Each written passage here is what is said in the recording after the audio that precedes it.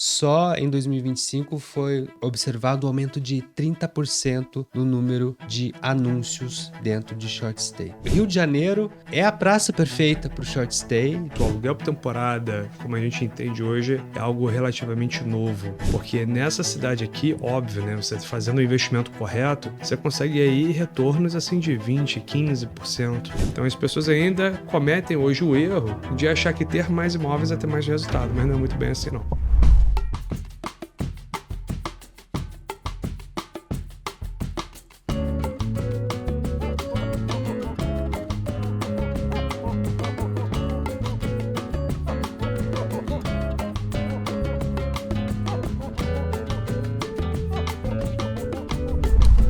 Um mercado muito baseado na ideia de captar mais e mais imóveis. A gente tem hoje aqui no Modo Avião o exemplo de um empreendedor que se caracteriza por dizer não para 80, 90% dos imóveis elegíveis para entrar na gestão dele. Estamos falando de um operador de short stay no Rio de Janeiro, uma cidade característica pelo turismo de lazer e de negócios, que vem observando uma explosão de unidades novas também vocacionadas para o short stay, que é uma operação, uma atividade econômica aí que vem crescendo vertiginosamente. Só em 2025 foi observado um aumento de 30% no número de anúncios dentro de short stay. Esse avanço traz muita oportunidade, mas também tem um desafio muito claro aqui por trás disso, que é, sem ter uma gestão muito próxima, muito profissional, muito atenta, esse é um negócio que não para em pé. Então essa busca por sustentabilidade é algo inerente à gestão do short stay. E para isso a gente tem aqui alguém que já há muitos anos atua nesse segmento, construiu uma operação ao Mar do Rio, no Rio de Janeiro. O Modo Avião de hoje recebe o Omar Fará. Omar, bem-vindo ao nosso podcast. Obrigado. Obrigado, Michel. Prazer imenso estar aqui, a todo mundo aí que nos escuta. É muito oportuno, né? Um tema que está tanto em alta, né? Essa questão do short stay, o aluguel por temporada, esse hype todo que a gente vive, a gente poder tratar hoje aqui no Modo Avião. Eu quero até começar falando desse hype, porque a gente até teve um outro entrevistado no nosso podcast também do Rio de Janeiro, falou muito sobre esse momento que a gente tem, de que a legislação municipal favoreceu a construção de estúdios, que era algo que não tinha muito na cidade, o que era uma contradição histórica, porque Rio de Janeiro, coração do turismo no Brasil, e que recentemente vem observando ainda. Então você tem o Réveillon, você tem o Carnaval, você tem agora o Todo Mundo no Rio. Só na edição do ano passado foi estimado ali um público de 2 milhões de pessoas, boa parte delas vindas de outras cidades e até do exterior. Tem uma tempestade perfeita aí que se formou, né? Mas me parece que o short stay, Rio de Janeiro, é a praça perfeita para o short stay, como vocação, mas me parece que agora é que a gente está conseguindo ver isso se tornar em um negócio com sustentabilidade, seja pela entrada dessas unidades novas, seja pelo surgimento de empresas como a sua, né, Omar? É por aí? Vamos lá, o business de aluguel por temporada, né, que a gente hoje em dia chama de short stay, já é um negócio muito antigo, mas o aluguel por temporada, como a gente entende hoje, é algo relativamente novo. E quando a gente vai olhar para o panorama geral, o Brasil ele ainda está engatinhando com relação ao aluguel por temporada. E para quem olha de fora o Brasil, o Rio de Janeiro ele acaba sendo a capital do Brasil. Isso é verdade. Sim. Então a gente tem aqui Copacabana como a praia mais famosa do mundo, a gente tem a maior festa de carnaval do mundo, a gente tem o principal Réveillon do mundo. Então o Rio de Janeiro, por ter esse potencial turístico absurdo, que ainda é pouco explorado de uma certa forma, acaba se tornando ali o reduto perfeito para quem quer investir em aluguel por temporada. Porque nessa cidade aqui, óbvio, né, você fazendo o investimento correto, você consegue aí retornos assim de 20, 15% do valor do imóvel ao ano, assim, líquido, né?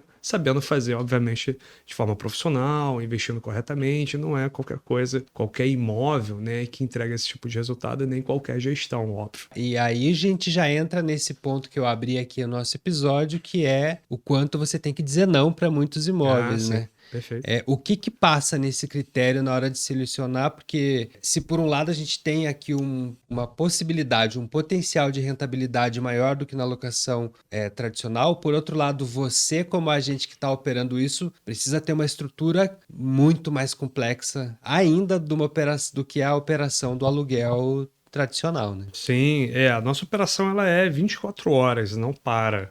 Resolução, check-in, check-out, precificação, calendário, pagamento, enfim, é uma série de microprocessos. São muitos microprocessos. É uma operação muito densa. Quando a gente vai falar ali do perfil do imóvel, a alocação por temporada, eu sempre brinco que eu falo que a magia do aluguel por temporada, ela realmente te possibilita alavancar muito a rentabilidade do metro quadrado daquele imóvel que você alugaria ali no mercado convencional. Você consegue alavancar, multiplicar isso 2, 3 vezes, às vezes na alocação por temporada. Só que não é qualquer imóvel que você consegue realizar essa façanha e, óbvio, você tem que também ter uma gestão profissional atrelada a isso. Mas o fato da gente recusar aí 80% das pessoas que nos procuram para alugar por temporada, tem vários motivos. O principal delas, geralmente, é o imóvel que não está adequado. O segundo, geralmente, é o proprietário que não está adequado a entender como funciona esse business. Porque é um negócio de quase que um entretenimento. Então você tem ali, vamos colocar assim, você tem um pezinho ali na hotelaria, na hospitalidade, onde justamente é aí onde você vende a experiência do seu Airbnb, do seu imóvel de temporada, que você consegue alavancar a rentabilidade. Só que as pessoas elas não têm essa mentalidade. As pessoas elas acham que simplesmente vai funcionar você pegar um imóvel qualquer, bota lá móveis da pior qualidade possível, com um design feio, e acha que vai funcionar e vai ganhar rios de dinheiro. O famoso móvel que você renovou da casa principal e foi botando lá como um puxadinho. Exato. Quando você fala eu queria ir por partes aí nessas negativas. Você falou que o primeiro imóvel não tem o perfil. Esse ponto da mobília é um ponto crítico, certo? Mobília, design, a estética de forma geral. Hoje, quando você entra, por exemplo, para fazer uma reserva no Airbnb, na Booking, até no próprio site de qualquer empresa que trabalha com short stay, você sempre vai se pegar na estética.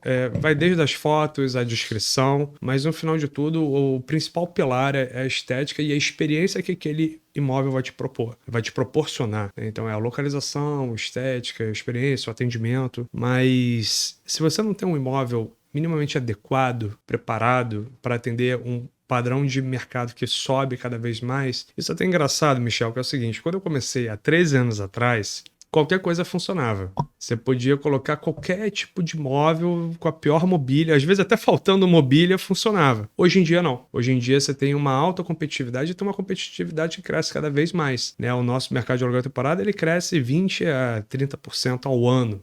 Então, naturalmente, você tem 20% e 30% mais de competição ao ano. Então, quem não se atualizou, quem não tem um produto bacana, fica para trás. E aí, pra gente, hoje, por que a gente recusa isso? Porque a gente entende que, ao mar do rio, óbvio, vou fazer quase com um jabá aqui, a gente foca em qualidade, a gente quer ser reconhecido pela qualidade. Mas não é só isso. O negócio de gestão de aluguel por temporada, talvez diferente aí do mercado de locação convencional para as imobiliárias, é o mercado de margem. Então, muitas vezes você tem uma empresa profissional de gestão de aluguel por temporada que tem 80 imóveis, que tem um resultado financeiro muito superior a uma que tem 800 imóveis. Isso acontece. Eu já vi muito isso. Então as pessoas ainda cometem hoje o erro de achar que ter mais imóveis é ter mais resultado, mas não é muito bem assim não.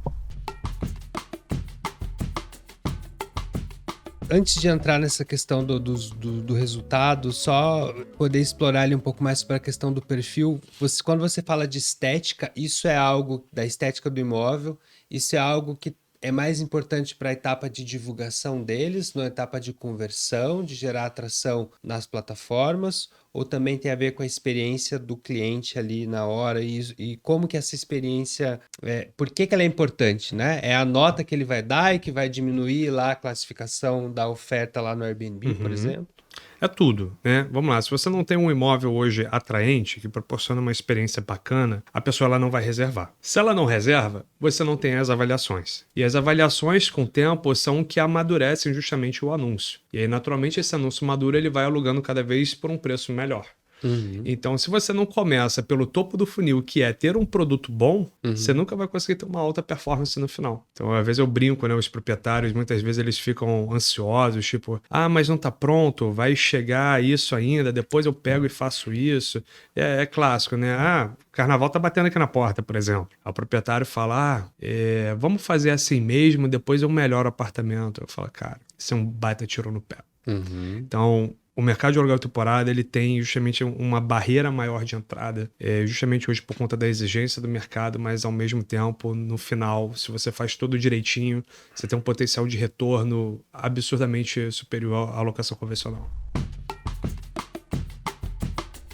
Eu tenho alguns números aqui que eu queria confirmar com você. Hoje são 400 unidades que vocês têm gerindo na cidade do Rio de Janeiro.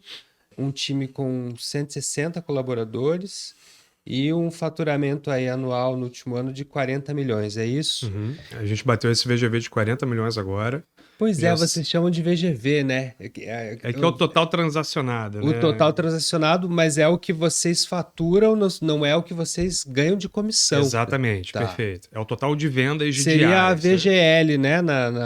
Valor ser. Geral de Locação, que é o indicador que a imobiliária de locação tradicional utiliza. Perfeito. E aí são 160 funcionários, a gente está atualmente com 6 escritórios. A gente tem um modelo de operação muito próprio. A gente fragmenta a nossa operação hoje porque também a gente entende que a gente, enfim, tem uma questão da personalização hoje no nosso trabalho que é muito importante. Então, as empresas hoje grandes de short stay, até que estão entrando no mercado, nascendo, vindo até com essas incorporadoras, elas gostam de montar uma estrutura muito centralizadora e terceiriza muita parte da mão de obra e tenta automatizar e otimizar muita coisa. Beleza, isso é um modelo de gestão. No meu trabalho, eu foco um pouco mais, talvez, ali na personalização para o proprietário também e para o hóspede. Então, a gente tem um foco muito grande hoje em qualidade. E aí, por conta disso, a gente acaba tendo um trabalho que envolve muita gente, muitos humanos, né? Então, são 160 funcionários hoje diretos, fora alguns terceirizados também. A gente terceiriza pouquíssima coisa, principalmente parte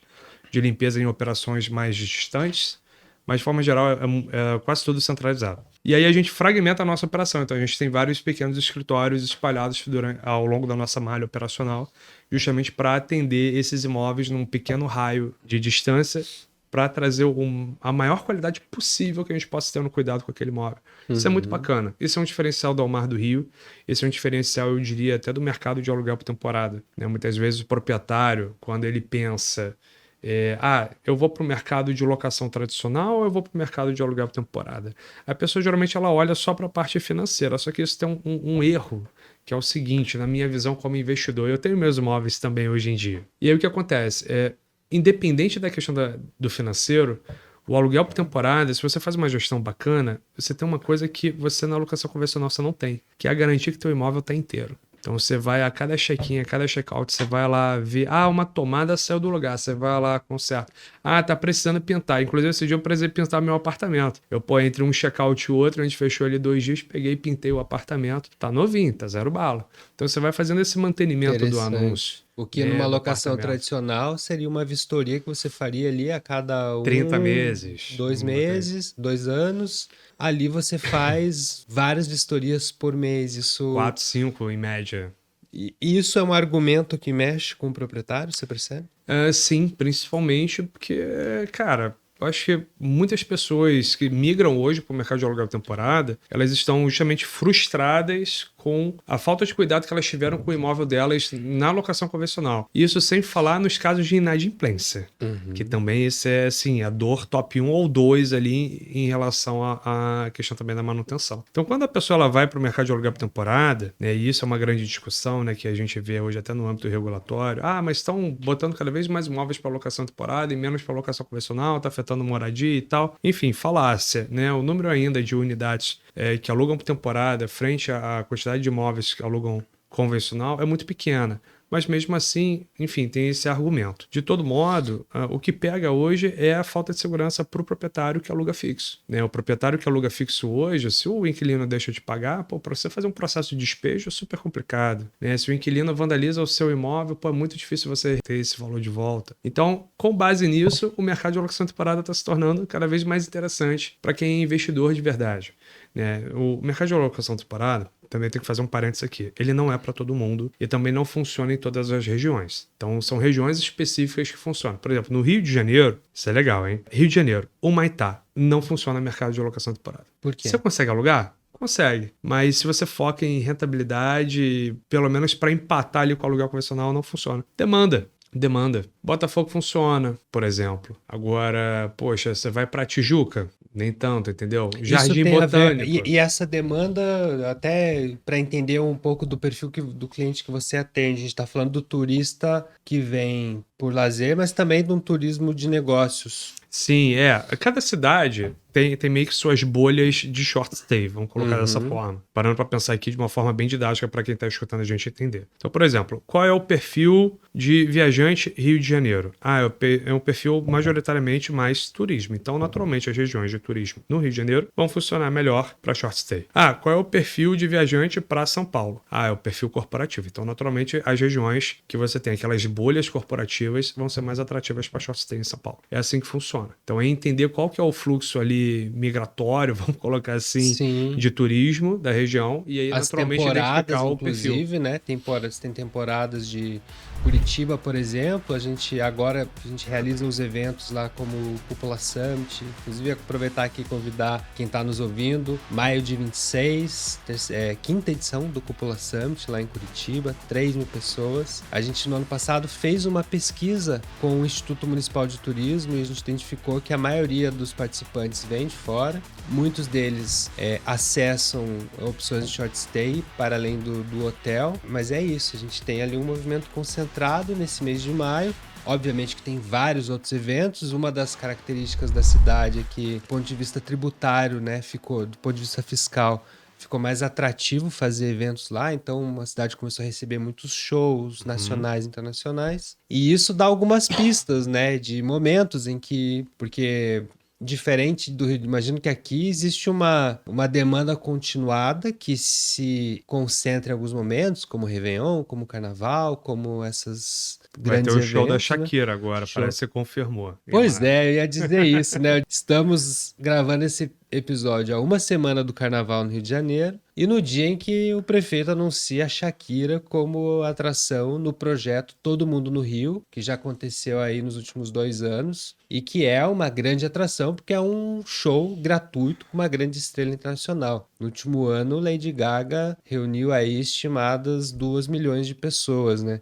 Imagino que para vocês ali no short stay isso é um bonde, né? Hoje o que vocês devem estar recebendo de chamada ali para maio não tá no gibi. Vou te falar uma coisa, ao longo desses anos, essa sacada do Todo Mundo no Rio, que é justamente esses eventos que acontecem na praia de Copacabana, geralmente ali linkado ali ao feriado do 1º de maio, que é o Dia do Trabalhador, cara, faz uma diferença absurda no turismo da cidade, porque maio, historicamente, sempre foi o pior mês do ano para alugar por temporada. E agora, com esse evento, não é que você salvou a baixa temporada, mas, cara, dá um levante significativo na receita dos imóveis.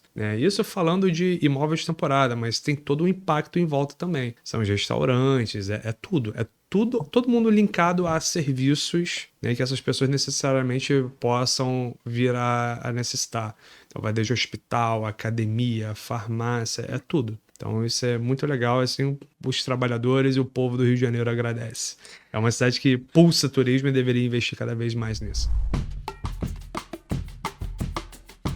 Quando a gente vai conversar com quem está interessado em olhar para o short stay como operação, a imobiliária que atua na locação tradicional, tem muito essa preocupação com a gestão necessária para o cuidado, para a hospitalidade. Porque, historicamente, eu percebo que as imobiliárias vêm de um modelo em que elas faziam tudo. Então tinha equipe própria de manutenção, de vistoria, de fazer reparo, obviamente todo o atendimento jurídico.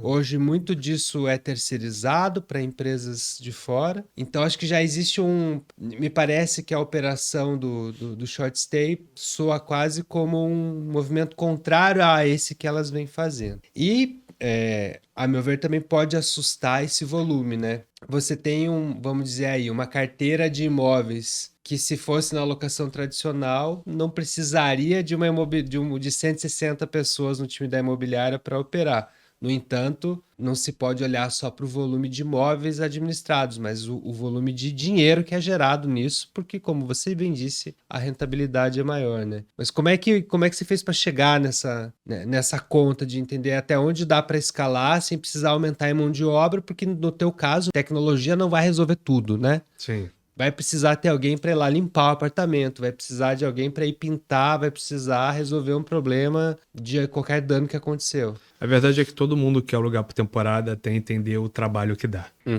Cara, não é pouco trabalho. É complexo. E não é só você fazer limpeza, fazer manutenção. Tem os imprevistos. Essa madrugada mesmo, assim, eu, dono da empresa, com suporte de 24 horas, enfim, chegou ao ponto do porteiro me ligar hoje. Entendeu? Então, assim, me ligou 4 horas da manhã para resolver uma questão de check-in, porque o hóspede, no caso ali, ele não leu as informações de check-in, não enviou o documento, enfim, deu problema. O porteiro já é um porteiro que já me conhecia da época que eu era pequeno, ele me pegou e entrou em contato comigo. Esse é o tipo de coisa que ninguém fala, né? Mas, assim, todo mundo que quer operar o aluguel por temporada tem que entender o buraco que é. Eu costumo dizer, assim, que é um mercado, assim, só pra gente maluca mesmo, porque é muita operação, é muito trabalhoso, ao mesmo tempo que eu tenho um tesão em fazer isso. Eu gosto. E o meu time também. Então isso é muito legal. A gente tem prazer em receber as pessoas, receber bem. E isso eu acho que é a grande virada de chave. Tanto que a gente trabalha muito com pessoas de turismo dentro da nossa empresa. São pessoas que têm justamente essa questão da comunicação, do ser humano, de receber, mostrar a nossa cidade.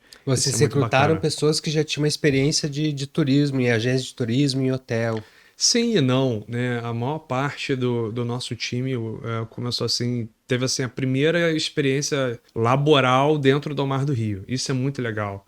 Quando eu olho assim para o meu quadro hoje de chefes de departamento que eu tenho, 90% ali começou como estagiário, sendo o primeiro ou no máximo o segundo estágio da pessoa na vida profissional, e foi galgando, evoluindo. Assim como o mercado foi evoluindo também. Né? Hoje em dia você já tem profissionais que já trabalharam numa empresa, vão para outra, mas é um mercado relativamente muito novo.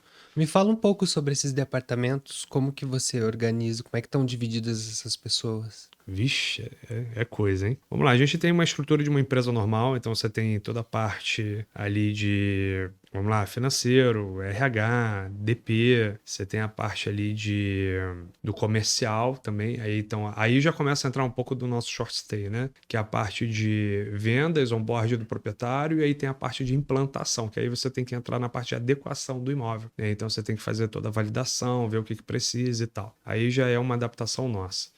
Uma adequação antes de botar esse imóvel para anunciar. Tem toda uma curadoria que é feita. É um processo bem doloroso, geralmente com o proprietário, principalmente quando ele está acostumado a alugar fixo. Que é assim, vai lá, tá pronto para tirar foto. O cara vai lá e tira foto de qualquer jeito, pega e bota online. Não, no alugar por temporada não dá. Então você tem uma série de pequenos processos, por isso você acaba tendo um time de implantação bem grande para fazer justamente a curadoria do imóvel que está entrando. Beleza. Aí você parte para a parte de vendas e reservas. Aí que acontece? Vendas e reservas funcionam da seguinte forma: você tem a pessoa que responde as consultas, fecha as reservas. Aí, em paralelo, no caso do Mar do Rio, dentro desse mesmo departamento, a gente tem ali o time de performance, que é quem cuida de precificação, estratégias e tudo mais. E você tem o time ali também que cuida da parte de qualidade. Ou seja, vendas, preço e qualidade andam juntos.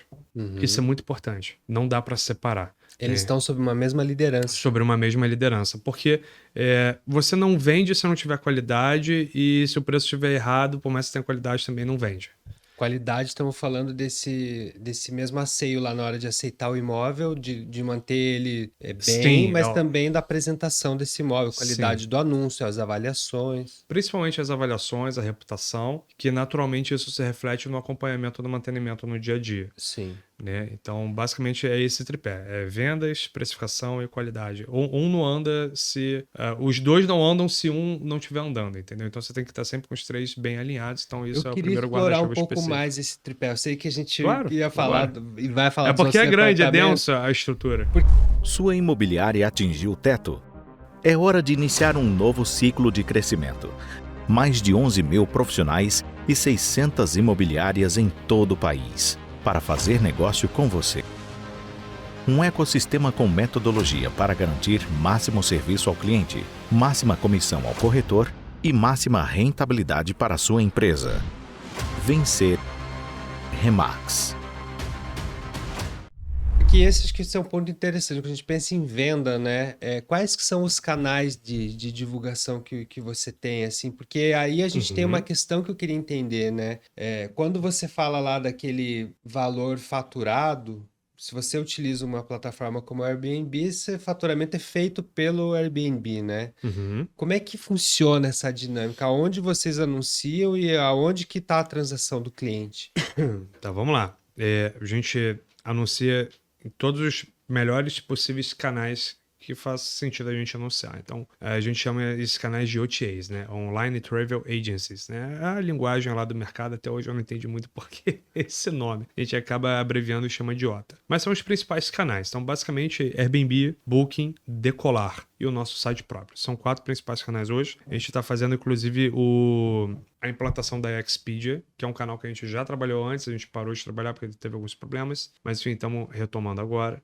E aí, por que trabalhar com multicanais, né? Às vezes, por exemplo, você tem hotéis que trabalham só reserva direta e Booking, né? Tem pessoas, anfitriões amadores que trabalham só Airbnb. A gestão profissional está justamente aí. Por quê? Quando você trabalha o Airbnb, Booking, Decolar, o site próprio, Expedia e outros canais, cada canal tem um perfil de cliente diferente. Isso é muito engraçado. Eu adoro isso. Por quê? O Airbnb, por exemplo, é um cliente muito mais seguro de que vai ter alguma coisa para ele. Então, ele reserva sempre de última hora. Tá? Então, você tem reservas com uma menor antecedência. Já o cliente da Decolar é um cliente, né? É um turista, um hóspede, que compra junto com a passagem aérea. E aí, o que acontece? Ele reserva com muita antecedência. E geralmente são reservas longas. E um perfil geralmente mais familiar. Aí, a Booking, você tem um meio termo. Né? Você fica meio que entre um e o outro. E aí a Expedia também se assemelha mais a Decolar. E aí você tem um site próprio que é a pessoa que já é fidelizada, que já te conhece. Então, quando você trabalha com multicanais, esse é o grande pulo do gato, que as pessoas teimam em não seguir porque é complexo, é difícil, demanda você ter sistema, demanda você ter gente para gerenciar esses canais. Mas quando você mescla todos esses canais e faz uma gestão de preço, política e estratégias corretas, você consegue alavancar muito a rentabilidade do imóvel. Então você tem inclusive quando você fala em gestão de preço, eu posso ter o mesmo anúncio com valores diferentes em cada plataforma. Pode. Principalmente se uma plataforma cobra 30% para você anunciar lá e outra cobra 10%. Acontece, entendeu? Então, assim, basicamente o que a gente faz hoje? A gente tem um preço net e aí a gente faz a correção do preço conforme a taxa de cada canal. Então, assim, se você quer me cobrar 10%, ok. Então, de 100 vai virar 110. O outro quer me cobrar 20? Beleza, vai virar 120. Fazendo aqui uma conta de padeiro bem simples. Sim. Mas, basicamente é isso. Isso acaba virando um custo operacional. Como é a taxa média que essas plataformas te cobram hoje? Taxa média, a gente pode pensar aí em torno de 18%, 20%. É geralmente a taxa média. Hoje o Airbnb está em torno de 18%. Booking tem alguns fatores ali que alteram, então vai de 13% a 33%. Expedia também, se eu não me engano, é 15%, Decolar 15%, mas aí também tem taxa do cartão. Então, enfim, mas vamos botar aí uns 20% em média. E ele ainda cobra uma taxa do cliente quando aluga também, né? Não, essa já é a taxa final já, entendeu? A gente que acaba pagando, então o cliente ele só vê o preço final. O cliente não só vê o preço final. O que é muito intrigante, porque se a gente compara de novo com a locação tradicional, isso aí já é mais do que a taxa de administração que a imobiliária cobra, em média ali de 10%, né? Mais ou menos. Tem uma matemática aí. A administração cobra 10%, mas quando eles fecham o primeiro aluguel, eles ficam com 100% do aluguel. Sim. E se você faz esse ciclo a cada 12 meses, e eventualmente o proprietário fica com o imóvel 2 meses vazio, então a porcentagem que é extraída dessa alocação, do rendimento daquele imóvel é muito maior. Ninguém faz essa conta. Eu adoro quando o proprietário vira para mim e fala: mas se eu botar no aluguel convencional, eu vou pagar 10. Não, calma aí, não é assim não. No primeiro ano, você vai pagar o primeiro mês 100%, aí depois você vai pagar outros 10% nos outros meses. Se você pegar e fazer a divisão aí, deve dar uns 18%. Faz a matemática aí. Exato. Se a gente Então, considerar esse cenário de um ano de locação, com o ano, primeiro óbvio, aí vai aluguel, diluindo. 17,5% da taxa. Só que aí, se você quiser comparar, eu não gosto muito de comparar, porque, assim, mas falar de finanças, que é uma área que eu gosto, essa parte dessa matemática, e falando de forma bem superficial, ainda tem um detalhe. A alocação por temporada, ela não sofre, de forma geral, com a entre-safras que tem na alocação convencional. O que é isso, Omar? Isso é um termo que eu criei, eu nunca vi ninguém falando, mas eu gosto de chamar dessa forma, que é literalmente isso. Então, você tem a safra desse primeiro contrato aqui, e naturalmente esse contrato, em algum momento, ele vai acabar. Aí você vai ter um espaço, que é justamente a entre-safras, que é o quê? Ok, o inquilino saiu, vamos lá pintar o apartamento, fazer vistoria, isso aqui, botar, anunciar de novo para ter outro inquilino. Essa entre-safra, ela às vezes pode durar 6 meses, 4 meses, 3 meses. E muitas vezes o proprietário não bota isso na conta. Porque além dele ter que pagar condomínio e IPTU nesse período, ele fica sem ganhar também, entendeu? E já na locação temporada, você tem imóveis às vezes que estão online desde 2015, que você fechou no máximo uma semana ali para fazer uma pintura, fazer uma manutenção mais densa, depois de alguns anos que você está alugando. Porque geralmente essa que é a magia, é isso que eu falo. Para o investidor isso é interessante. Porque você cria uma previsibilidade de receita. Então, assim, você nunca vai ter que se preocupar de tipo, o meu imóvel está vazio, vou ter que tirar dinheiro no meu bolso para pagar a conta. Isso não existe. Já no aluguel convencional, eventualmente sim. Tu nunca tinha visto por esse lado, né, Michel? Eu nunca tinha ouvido esse argumento desse lado da mesa, né? Porque do outro lado, claro, tem... É porque é isso, acho que eu não vejo uma competição aqui. Porque Não, são são dois modelos business diferentes para perfis de clientes e imóveis Isso diferentes. aí, perfeito. Vai ter um talhado para uma modalidade, vai ter outro talhado para outra. Claro que aqui, como eu disse, até pela curiosidade da questão da taxa, mas não é uma comparação válida de ser feita efetivamente, né? Porque o business é diferente. Mas ainda para entender esse ponto ali da venda, aí onde é que entra então a participação da Almar do Rio, né, nesse processo, né? Porque a plataforma ali já cobrou uma taxa. Perfeito. E aí, quando é que vocês ganham e esse repasse é feito? Perfeito. Do valor net que a gente coloca no anúncio, né? Lembrando que o valor da taxa das plataformas, a gente acresce isso. Então, quem paga no final das contas é o hóspede, né? Vamos colocar aí como custo de distribuição. Do valor net, que é o que sobra, né, no final, geralmente uma empresa como a Almar do Rio cobra entre 20% e 30%. Depende da quantidade de serviços que fornece e quão profissional a empresa geralmente é, né? Então, assim, naturalmente você vai ver pessoas mais amadoras cobrando menos, pessoas mais profissionais que entregam um resultado melhor cobrando um pouquinho mais, né? Só que esse cobrar mais necessariamente não é cobrar mais. Às vezes o cara que cobra 30% para fazer uma gestão super profissional do seu imóvel, ele vai deixar para você 100 mil limpo no final do ano, enquanto o profissional cobra 20 e vai te deixar 80. Isso acontece. E aí um grande erro que as pessoas cometem é justamente contratar o gestor com base na porcentagem que ele cobra. Sim. Tava falando isso hoje com um proprietário que, enfim, ele tem um imóvel. Olha esse caso. Ele tem um imóvel num prédio onde a gente tem alguns outros imóveis. Ele pagava para uma pessoa 15%, aí agora encontrou uma pessoa que ele paga 10% para tomar conta ali do anúncio dele no Airbnb. E aí, detalhe, essa pessoa não faz nada, só cuida do anúncio, faz preço. Ele tem que cuidar do check-in, ele cuida de manutenção, ele cuida de roupa de cama, ele faz tudo. Ele paga 10% para essa pessoa, ele acha que está abalando, só que ele fatura 60 mil no ano. A gente tem outros 5 imóveis no mesmo prédio que faturam 90. A taxa não pode ser tudo, né? Não é tudo. Não é tudo. E aí você esquece também de um detalhe. O quanto que essa pessoa está colocando de tempo e energia dela. Eu volto meio, eu chamo a atenção dos proprietários para isso, porque quando eu comecei lá atrás, eu cobrava 15%, cobrava 20%. Hoje em dia, geralmente, a gente não cobra menos de 25%. Em casos que a gente cobra 20%, são raríssimos. Esses são imóveis muito alto padrão, frente mar, que tem um ticket médio muito alto. Mas fora isso, para fornecer enxoval, manutenção, tudo que a gente dá não compensa. A gente prefere não pegar. E aí o que acontece? Lá atrás, eu tinha casos que eu cobrava 15%, 20%. Mas aí geralmente o proprietário ia lá, levava roupa de cama, cuidava da limpeza, cuidava da manutenção. A gente não se envolvia com nada. Hoje a gente entrega uma solução premium. Você, cara, entrega a chave aí, não se preocupa com nada. A gente tem um cuidado assim na unha no preço. retorno financeiro assim altíssimo, então não tem o que reclamar. Hoje a gente tem 400 proprietários assim super satisfeitos com nossa gestão. É raríssimo a gente ter alguma reclamação. Geralmente a gente tem um churn, né? A gente tem uma saída ali de um proprietário, muitas vezes porque ou alguém veio a falecer, ou é uma mudança de planos. Às vezes a pessoa está saindo de saída fiscal do país, ou está realmente precisando vender o imóvel para comprar um outro, mas assim, por insatisfação, muito raro. Como que é o contrato com esse proprietário? É um contrato muito simples, é um contrato... O que rege o contrato, na verdade, é uma grande parceria, é uma parceria ganha-ganha. Por isso eu gosto desse modelo de comissionamento, porque quanto mais o proprietário ganha, mais a gente ganha. Então a gente tem ali o norte muito bem alinhado e não tem conflito de interesse nesse sentido. Basicamente o proprietário ele pode sair a qualquer momento falando com 90 dias de antecedência. Entendeu? Então assim, dando 90 dias de antecedência, é isso, tá tudo certo. Eventualmente a gente rescinde antes, se a gente não tiver reservas para frente, né? Então assim, vamos supor, você pediu aí, Michel, Omar, quero sair, sei lá, vou morar no meu imóvel. Vou dar para minha tia morar lá. Acontece. Sim. Né? Aí, gente, a próxima reserva finaliza daqui a 15 dias. Dá para entregar antes, que eu tô realmente com necessidade? Vai lá, cara, tranquilo.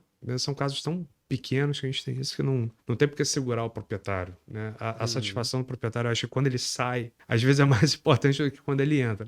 Sim. Senão ele acaba virando um detrator também da marca, né? A gente falou antes no modelo da locação tradicional que a inadimplência é um problema. No caso do short stay, imagino que você já resolve boa parte disso, porque o pagamento é sempre adiantado, certo? Sim.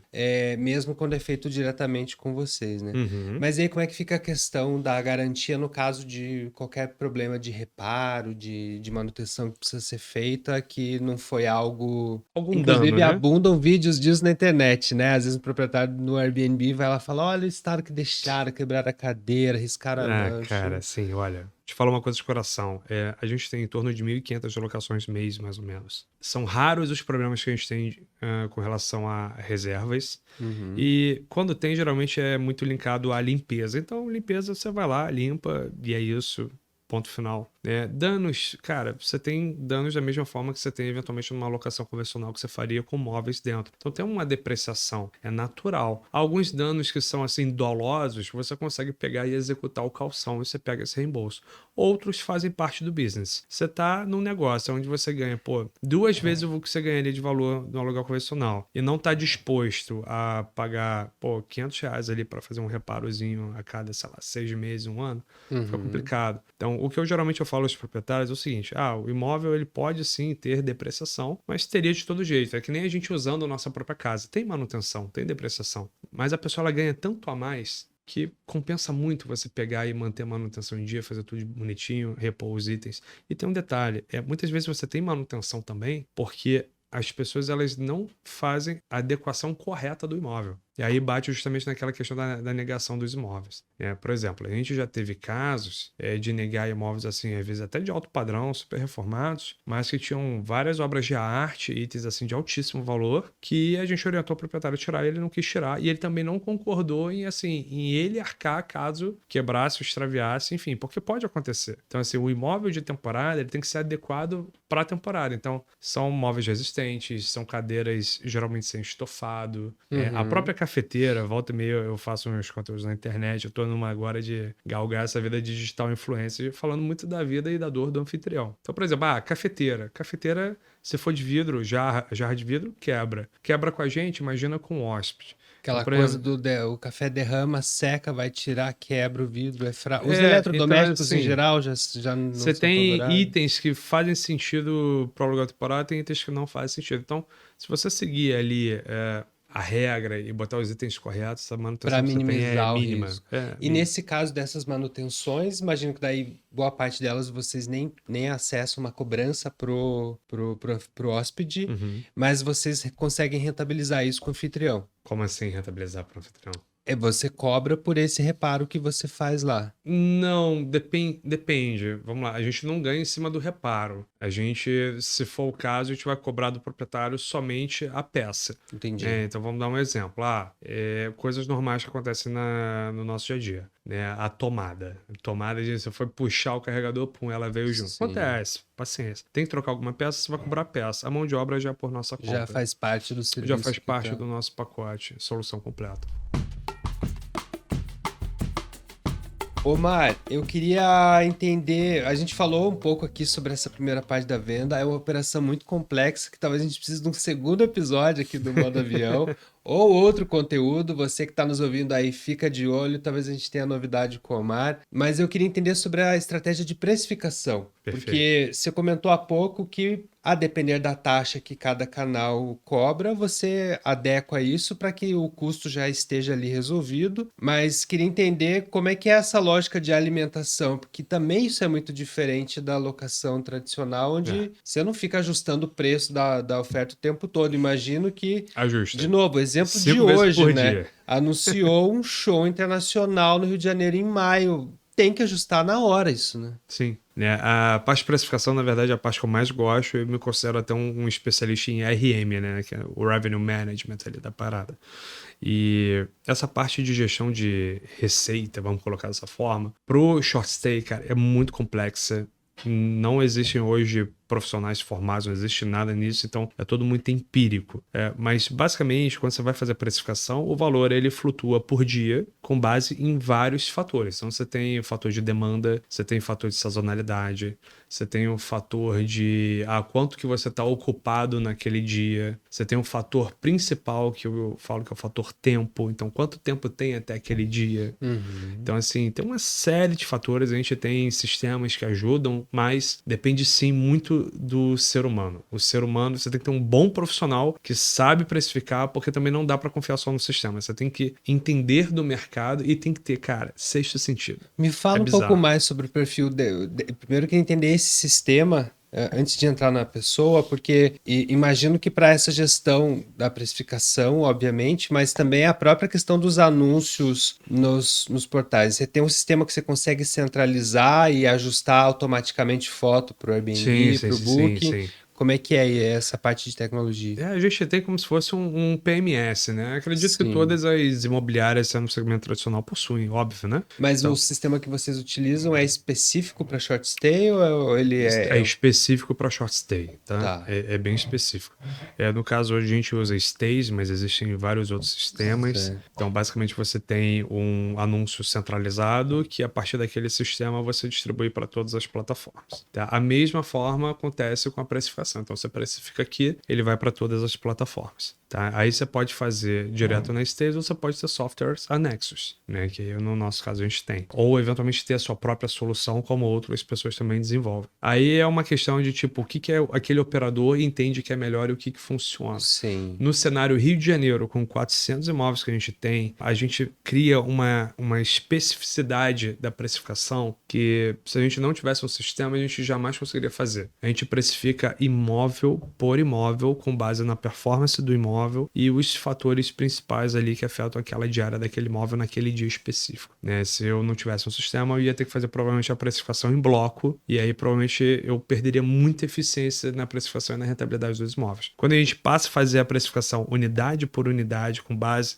no que aquela unidade tem de ocupação, como é que tá toda a trajetória, todo o histórico, a avaliação, enfim, cara, você joga a rentabilidade daquela acomodação lá para cima. E aí você falou que tem o sistema para dar agilidade nisso, mas tem a pessoa, né? Quem que é essa pessoa? O quanto que você também se envolve nisso? É mais de uma pessoa? Eu me envolvo demais. Na verdade, eu comecei esse negócio lá atrás oferecendo justamente para os proprietários a solução de tipo, eu precifico melhor, vou conseguir te fazer você ganhar mais dinheiro e ainda resolvo todo esse trabalho aqui operacional. Então eu sou um cara de precificação, eu adoro parte de precificação. É o tema assim que mais me move hoje, né? E então hoje eu tenho um time que eu tenho o Bruno, que é o nosso head de precificação, tem o Guilherme hoje que é o nosso analista ali de precificação, tem ali a Ana, a Mari que faz a parte de vendas, né? Falando do time ali, e tem a Ludmila que faz ali a parte de qualidade. Tem inclusive um rapaz de 90 entrando agora, que é o Henrique, parte do time. Então é um time que olha para toda essa parte do revenue. A gente não pode falar de precificação, mais uma vez, sem falar de qualidade, sem falar de venda. Uma coisa casa com a outra. Então a gente sabe que quando tem um imóvel, por exemplo, novo, você vai fazer toda aquela estratégia de preço, mas ao mesmo tempo, às vezes na consulta você tem que saber vender de uma forma um pouquinho diferente para dar um incentivo, porque é um anúncio novo. Se o anúncio está com uma qualidade às vezes um pouco melhor, você consegue vender ele com preço melhor. Ou se ele está com uma qualidade ruim, a gente tem que talvez trabalhar a venda e a precificação de forma diferente. Mas de preço, basicamente, é onde você junta todos esses fatores. Então, se você tem uma qualidade que está baixa, o preço cai. Se você tem um processo de venda ruim, o preço também vai ter que cair, né? Então, assim, o preço ele reflete tudo. E tem uma métrica que nos guia muito, que é o RevPAR, que é basicamente a conjuntura entre taxa de ocupação e diária média. Tem muita gente que olha aí e fala, mas é só ocupação. Não, mas minha diária média. Gente, isso é balela. Isso é uma coisa que eu falo com os proprietários há muitos anos. Você pode ter 100% taxa de ocupação com uma diária média baixa. Ou você pode ter uma ocupação mais baixa com uma diária média muito mais alta. Nenhum nem outro é certo. O correto é você tentar achar o RevPAR, que é a junção do quanto você ganhou por dia que você tinha disponível de venda, entendeu? E subir essa métrica. Então, em alguns imóveis você vai ter um RevPAR mais alto com 60% de ocupação, outros você vai ter um RevPAR mais alto com 90% de ocupação. Isso é uma vocação que o imóvel vai demonstrar para vocês ali enquanto... Essa vocação, ela naturalmente vem com a tipologia, ela vem com a estética, ela vem com o perfil de hóspede que vai, a localização. Tem vários setores, tem vários fatores, né? Até disposição de cama. Essa cama é king, essa cama é queen, essa cama é casal, né? Esse é um imóvel grande, por exemplo. Um imóvel 3 quartos, esse é clássico, que comporta 5 pessoas, performa muito diferente de um imóvel 3 quartos, que geralmente comporta até 8. Faz diferença. Mesma coisa, a gente vê essa diferença muito nos 2 quartos, tá? Porque é justamente aquele meio termo. Então, assim, o 2 quartos que comporta 3 performa muito diferente do 2 quartos que comporta 6. Não tô falando que vai ter sempre 6 pessoas, não. Sim. Mas como ele está sempre mais disponível, o algoritmo, o algoritmo vai impulsionando ele naturalmente. Por quê? Se você faz a pesquisa para 3, ele aparece. Faz para 4, ele aparece. Faz para 5, ele aparece. Faz para 6, ele aparece. Então, ele vai tendo maior taxa de visualização. Naturalmente, ele vai engajando mais. E ele, naturalmente, pode vender por um preço mais alto. Então, tem uma série de fatores aí que impactam nessa questão do preço, na rentabilidade. Mas só para concluir tudo isso, que é importante, gestores de aluguel temporário, quem está pensando em se aventurar nisso, não é quantidade de imóveis. É rentabilidade por imóvel. Então isso é fundamental. Eu queria entender um pouco sobre essa questão você falou dessa gestão da precificação, se vocês também utilizam ferramenta específica para isso, sistema, obviamente o histórico de dados das transações daquela unidade, mas também tem os das demais, né? Das concorrentes, vamos dizer assim. Vocês, como um grande anunciante dessas plataformas, vocês conseguem ter acesso a mais informações que possam ajudar nessa precificação?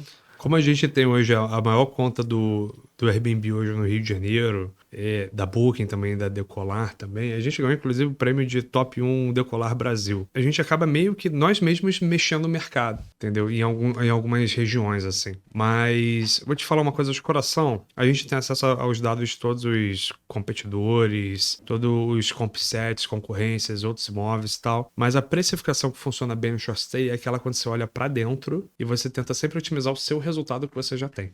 A gente já tem, óbvio, uma noção média ali de mercado, quanto é que o imóvel aqui, na rua aqui, Miguel Lemos, onde a gente está, estúdio, se ele for muito reformado, ele vai faturar ali 100 mil ano. Bota aí. Se ele não for reformado, ele pode gerar uns 60, 70, entendeu? Se for vista mar, beleza, vai para uns 160, 180, 200 talvez, depende muito do imóvel. Então a gente já tem esse know-how básico. Só que a precificação e a performance dos imóveis de temporada, elas evoluem com o tempo. Você vai meio que refinando a precificação e a performance do seu imóvel com base na evolução dele mesmo. Então, naturalmente, você tem um imóvel que você tem lá, super bacana, super bem avaliado, nas 3 principais, né, de todas as plataformas, muito bem avaliado, ele vai vender muito melhor do que aquele cara que é igual, só que não é bem avaliado, né? E não é só isso, a gente vai entender melhor como funciona a precificação dele. Então, isso tudo a gente tem um sistema que vai analisando anúncio por anúncio, tem uma IA integrada também para fazer essas análises, e a ideia é sempre pegar, vou te dar um exemplo prático assim. Quando a gente tem o ano 1 do imóvel, versus o ano 2, geralmente o ano 2 aumenta 30%, 40% a rentabilidade. Entendeu? Por quê? Não é porque só você refinou a precificação, é porque ele vai amadurecendo, você tem um tempo também. Então, por exemplo, o imóvel 3/4, ele tem uma janela de reserva, que é a média de tempo com que chega a reserva, muito maior que o imóvel quarto-sala. Então, o tempo de maturação dele é maior. Porque você pluga ele hoje, bicho, os próximos 60 dias é quase perdido. Então você vai alugar muito mais barato. Então ele leva um tempo até engrenar. Então tem várias questões aí, é um assunto muito legal, extremamente denso e não existe, isso que é melhor, não existe assim a regra matriz, assim. Sim. Não, existem técnicas de precificação que funcionam para mim, que talvez não funcione para você. A minha operação funciona de um jeito, talvez para fulano funcione de outro, né? Eu entendo hoje o que funciona muito bem para mim e para os meus clientes. Acho que está todo mundo satisfeito, está todo mundo rendendo bem, né? Um ROI aí de 10, 15, 20% ao ano. Então, acho que eu estou no caminho certo. Mas não existe hoje certo e errado.